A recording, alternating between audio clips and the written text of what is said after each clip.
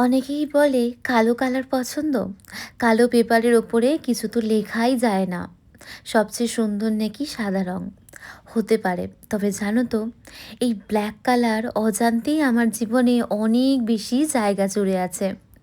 অনেক দিন ধরেই ভাবছিলাম এই ব্যাগের জায়গাটাকে একটু ডিপ্লিন করব। আজ সকালবেলা বসেছিলাম। আসলে জানো তো, এইগুলো করতে কিন্তু বেশ খানিকটা সময় লাগে ডিপ্লিন করতে। একটা নতুন পছন্দের ব্যাগ অ্যাড করেছি, তাও সেটা ব্ল্যাক। আপাতত এইটা এইভাবেই ডেকোর করছি। ইচ্ছে আছে এটাকে একটু মিরর দিয়ে কিছু পরে ডেকোরেশন করব। আজ সকালের ব্রেকফাস্টে যে গরম পড়েছে, একদম পারফেক্ট।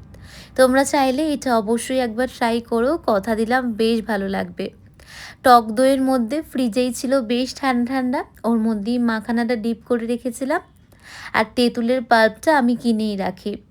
তাড়াহুড়োর মধ্যে সবসময় তেঁতুল ভিজিয়ে সেটার পাল্প বার করা পসিবল হয় না।